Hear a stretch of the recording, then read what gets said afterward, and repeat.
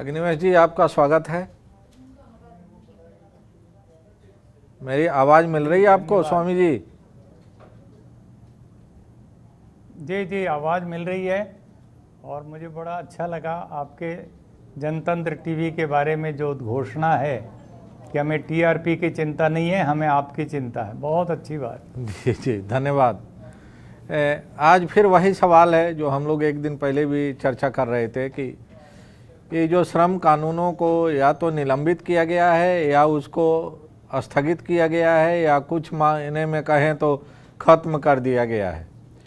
तो इसको आप किस रूप में देख रहे हैं आने वाले भविष्य के लिए, ख़ास तौर से मजदूरों के और प्रवासी मजदूरों के, दोनों के लिए? देखिए कि मैंने अपने जीवन की शुरुआत जब की एक तरह से तो गरीब से गरीब लोगों में काम करने के लिए मैंने कलकत्ते में अपनी नौकरी छोड़ी। सेंट जेवियर्स कॉलेज में बिजनेस मैनेजमेंट एंड लॉ पढ़ाता था, हाई कोर्ट में वकालत करता था। सब छोड़ करके परिवार सब कुछ सन्यासी बन के मैं हरियाणा में 52-53 साल पहले आया और गरीब से गरीब लोगों में काम करना, किसानों में, मजदूरों में, और उनको न्याय दिलाना, यही मेरे जीवन का उद्देश्य था।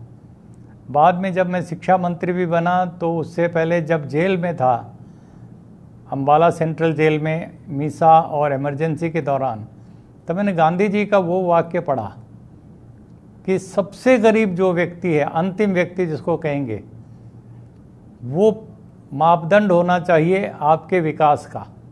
उसकी हालत सुधर रही है तो सही है रास्ता, और नहीं है तो ट्रिकल डाउन है, परकोलेशन की थियरी है, वो नामंजूर है।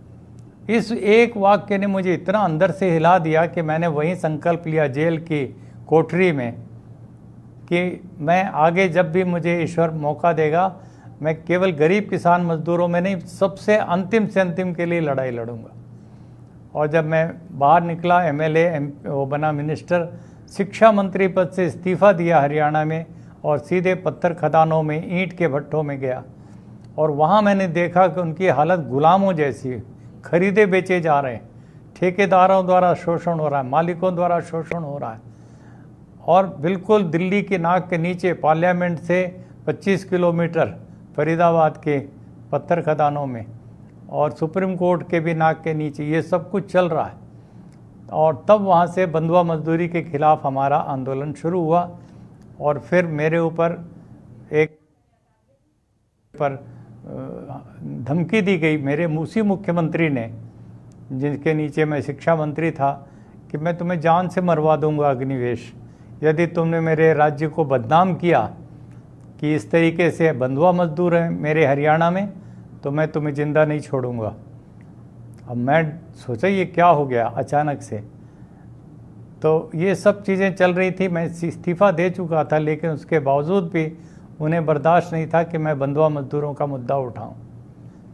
लेकिन उसके बाद मैंने जारी रखा और फिर मजबूर होना पड़ा मुझे सुप्रीम कोर्ट में अपना एक पत्र लिख करके, जिसको बाद में सुप्रीम कोर्ट ने स्वीकार ही नहीं किया बल्कि उसको रिट पिटीशन में बदल दिया।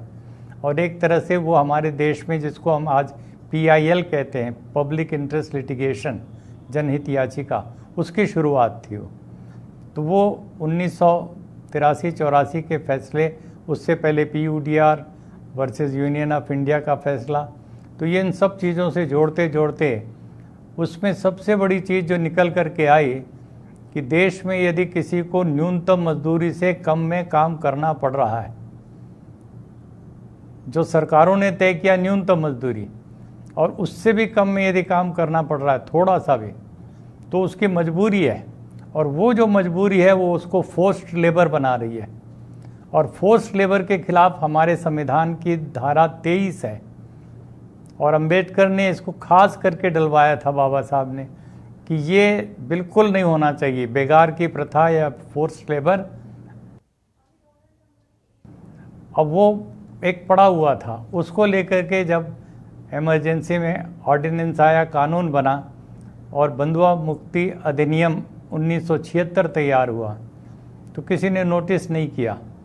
लेकिन मैं जब जेल से निकला तब मैंने ये काम जब इस्तीफ़ा दे के शुरू किया, तब फिर मुझे लगा कि ये लड़ाई है मेरे जीवन की सबसे बड़ी लड़ाई, और मैं इसमें शामिल हो गया पूरी ताकत के साथ। मेरे ऊपर कई बार जानलेवा हमले हुए, सब कुछ हुए, और मैं अपनी आवाज़ लेकर के देश के अंदर और विदेशों में, जिनेवा में, यूएनओ में, सब जगह पर, आईएलओ में, सब जगह गया। तो मुझे लगता है कि आज जिन कानूनों को रद्द करने की बात हो रही है, उनमें न्यूनतम मजदूरी का कानून भी रद्द किया जा रहा है। एक ही कानून है असंगठित क्षेत्र के लिए, जिनकी संख्या 50 करोड़ है भारत के अंदर, और वो न्यूनतम मजदूरी का कानून जो हमारे यहाँ भारत में अभी भी चल रहा है, वो 1948 का है। 1948 में अंग्रेज़ों के उस विरासत में जो कानून बना था, हमारा संविधान नहीं बना अभी, ये आर्टिकल 23 नहीं था हमारे पास। अब इस फैसले से आर्टिकल 23 जो फंडामेंटल राइट का चैप्टर है, वो fundamental right to minimum wage में बदल गया। स्वामी जी, मेरा एक ये एक कहना नागरिक है, के लिए, एक वर्कर, एक एक मजदूर के लिए उसका मौलिक। स्वामी जी, मैं ये जानना चाह रहा हूँ जी, कि जी। अंग्रेजों ने तो मिनिमम वेज निर्धारित करके वो काम कर दिया जो काम की बाद में संविधान में उसको व्याख्या की गई और संविधान में उसको जोड़ा गया। और माना जाता है कि अंग्रेज़ों का शासन बड़ा ख़राब था, हम गुलाम देश के नागरिक थे, लेकिन जो इस समय लोकतंत्र है और अपना शासन है, जनता का शासन है, तो जनता के शासन, जनता के द्वारा चुने गए प्रतिनिधियों का शासन, और उसमें अब मिनिमम वेज समाप्त करने का निर्णय लिया जा रहा है। पुलिस प्रोटेक्शन लगा के बंधुआ मजदूरी को जारी रखने की व्यवस्था की जा रही है।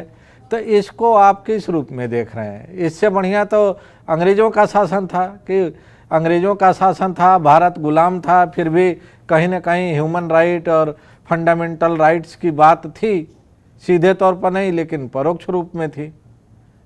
जो आप बता रहे हैं इससे तो यही चीज़ें साफ होकर निकल रही हैं। नहीं, आपकी बात ठीक है, और हम आईएलओ कन्वेंशन पर भी ध्यान देंगे। स्लेवरी के खिलाफ सबसे शुरुआत में ही एक कन्वेंशन भारत ने उसको रेटिफाई किया, और दुनिया भर की बातें हैं। लेकिन आज हमें ये कहने की ज़रूरत नहीं है कि अंग्रेज़ों का शासन अच्छा था तो हम वापस लौटें, नहीं। हमें तो अपने देश की जनता के हाथ में, और 50 करोड़ असंगठित मजदूर हैं, असंगठित, और इनको प्रतिशत में देखें तो 93 to 94% of work force, labour force है ये। तो इनको यदि हम लोग संगठन करके इनके अंदर संघर्ष करने का मादा पैदा करें, तो प्रजातंत्र अपने आप में सही माने में, जनतंत्र जो है सही माने में खड़ा होगा। और मैं समझता हूँ कि हम सब की जिम्मेदारी है। ऑर्गेनाइज्ड जो ट्रेड यूनियंस हैं, आज तक वो अपने बोनस के लिए और अपने प्रोविडेंट फंड के लिए और दूसरी चीज़ों के लिए ज़्यादा लड़ते रहे, लेकिन पिछले कई सालों से वो भी मिनिमम वेज के सवाल पर आ गए हैं। और अभी वो कह रहे हैं हम आईएलओ में भी जाएंगे, पिटीशन करेंगे, इन कानूनों को नहीं बदलने देंगे। तो आज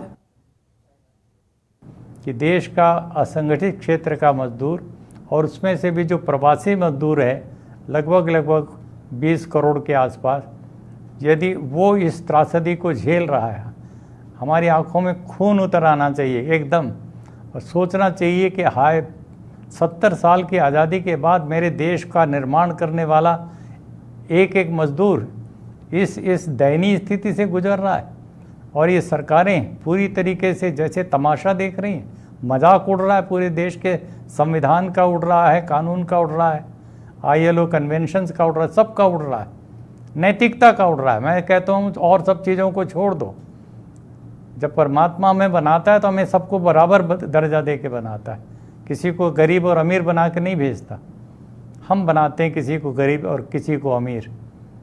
तो ये जो सारी व्यवस्था है, इसको बदलने का वक्त आज आया है, और मैं समझता हूँ कि मीडिया की बहुत बड़ी भूमिका है इसमें, वाशिंदे जी, मिश्रा जी। और इस समय दूसरे चैनलों को देखने के बाद मैं इस विश्वास मेरा गहरा होता जा रहा है कि आपका ये जो जनतंत्र टीवी है, ये इसकी भूमिका को अपने हाथ में लेगा तो देश में सचमुच में, और बिहार वालों से मैंने बात की और दूसरे प्रांतों में आपका काफ़ी देखा जा रहा है और गरीब लोगों तक ये आवाज़ पहुँचे कि भाई तुम्हें अपना संकल्प बहुत मजबूत करके और पूरी ताकत से लड़ना है, पूरी व्यवस्था से, सिस्टम से, जिसमें जातिवाद भी है, जिसमें पूंजीवाद भी है, जिसमें भाग्यवाद भी है। इन सब चीज़ों को नकार करके एक धर्म की गलत व्याख्या है, मंदिर मस्जिद गुरुद्वारे और ये पाखंड और वो अंधविश्वास, इन सब को छोड़ करके अपनी एक जात बनाओ, मेहनत कश की जात, और फिर उसके अनुसार आगे संघर्ष करो। तो हम सब लोगों को आज एक संकल्प लेना चाहिए और ये संकल्प हमें उन बेजुबान गरीब मजदूरों तक पहुंचाना चाहिए। स्वामी जी, सरकार में जो लोग हैं उनका ये कहना है कि इस समय मजबूरी है कि इस तरह के कानूनों को स्थगित किया जाए कुछ साल के लिए, क्योंकि अर्थव्यवस्था पटरी से उतर गई है, उसको दोबारा पटरी पर लाने के लिए और इसी मेहनत कश लोगों को रोज़गार मुहैया कराने के लिए इस तरह की व्यवस्था करनी पड़ी है। इसको आप क्या सच मानते हैं और कोई सलूशन नहीं था इसके लिए?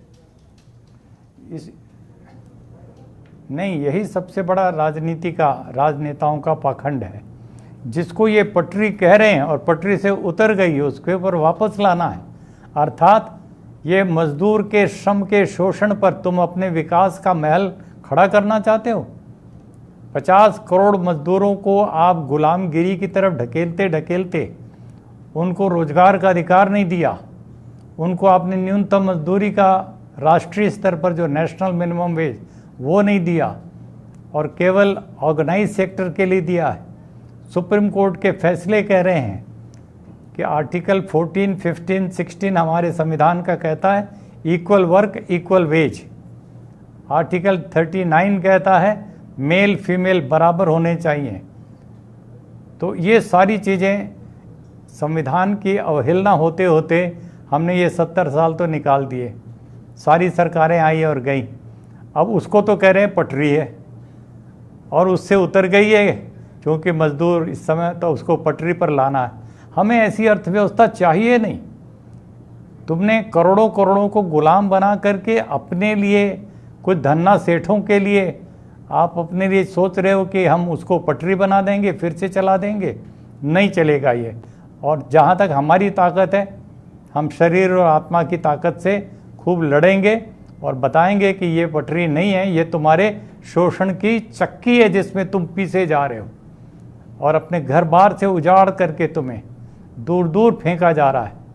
लालच में आते हो 2 पैसे के और इधर से उधर और कीड़े मकोड़ों की तरह से जीते हो। और ऐसे मौके पर जो सरकारों ने काम किया, मैं सभी केंद्र की सरकार से लेकर राज्य की सरकार सबको दोषी अपराधी मानता हूँ। आज मजदूरों पर जो बीत रही है, इस समय तक भी जब ट्रेनें चल रही हैं, स्पेशल ट्रेनें, तब भी मैं समझता हूँ उनके प्रति सही दृष्टिकोण नहीं है। तो इसको बदलना है। हम इसको व्यवस्था नहीं मान सकते। ये कुव्यवस्था, दुर्व्यवस्था और ये शोषण की व्यवस्था है। ये exploitation at its peak. Swami ji, आपके ऊपर इसीलिए बार बार आरोप लगता है कि आप डिसरप्शन की पॉलिटिक्स करते हैं या ऐसे लोगों को भड़काते हैं जो बेचारे सीधे साधे हैं, जिनको बहुत ज़्यादा जानकारी नहीं है। आप उनको बरगलाते हैं, भड़काते हैं, सत्ता और प्रतिष्ठान के खिलाफ उनको रिबेल बनाने की कोशिश करते हैं। और आज भी जिस तरह की बात आप बोल रहे हैं, तो सरकार में बैठे हुए लोग आपके ऊपर फिर आसानी से इस तरह के आरोप जड़ सकते हैं। तो आप इन आरोपों से बचते हुए किस तरह से ये 50 करोड़ जो मेहनत कश लोग हैं उनको लामबंद करने की कोशिश करेंगे? देखिए कि मेरे बातें यदि आपको लगती हैं कि मैं झूठे आरोप लगा रहा हूँ, किसी सरकार को लग रही है, नेता को लग रही हैं, पार्टी के लोगों को लग रही, मेरे ऊपर जानलेवा हमले भी हो रहे हैं, कई बार हो चुके। मैं आदिवासियों में देख रहा हूँ कि उनका तो निर्ममतम शोषण हो रहा है, सबसे ज़्यादा।